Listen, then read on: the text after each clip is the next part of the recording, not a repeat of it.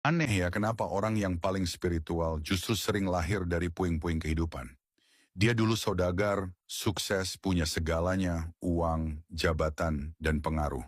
Sampai suatu saat bisnisnya runtuh, pasangan yang ia cintai pergi.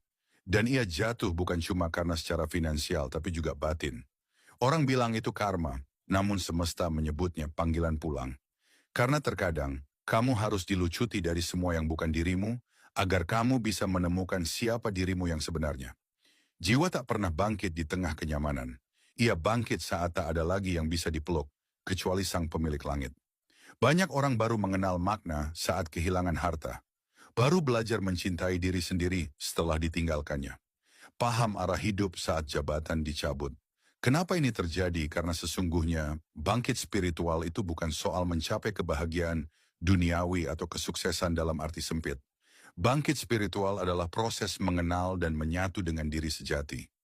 Dia adalah perjalanan kembali kepada sumber, di mana kita akhirnya menyadari bahwa kita bukan hanya tubuh ini, bukan hanya apa yang kita miliki, tetapi bagian dari energi yang lebih besar dan yang lebih luas, yaitu sang pemilik alam semesta ini. Kebangkitan spiritual seringkali bukan pilihan, tapi proses pembersihan. Bukan karena kamu buruk, tapi karena jiwa kamu sudah waktunya naik level.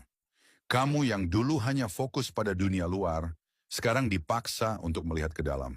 Dan apa yang kamu temui adalah kekuatan dan kedamaian yang tidak pernah bergantung pada hal-hal eksternal. Seringkali kita pikir sedang dihukum, padahal kita sedang dibentuk. Kekayaan, jabatan, harta, hubungan semua itu hanya lapisan luar dari apa yang ada di dalam diri kita. Dan ketika lapisan itu runtuh, apa yang tersisa adalah diri sejati yang lebih terhubung dengan sang pemilik alam. Ini adalah panggilan untuk mengenal diri yang lebih dalam, untuk kembali ke pusat, untuk merasakan ketenangan yang tidak tergantung pada apa yang dunia berikan. Jadi kalau kamu merasa hidupmu dihancurkan, bisa jadi ini bukan akhir, tapi awal dari hidup yang sebenarnya. Karena kejatuhan bukan akhir dari cerita. Itu hanya cara semesta membuka pintu lain, yaitu yang lebih dalam, lebih jujur, dan lebih bermakna.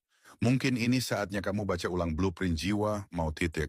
Karena di balik hancurnya dunia luar, ada panggilan yang besar menunggu untuk disadari,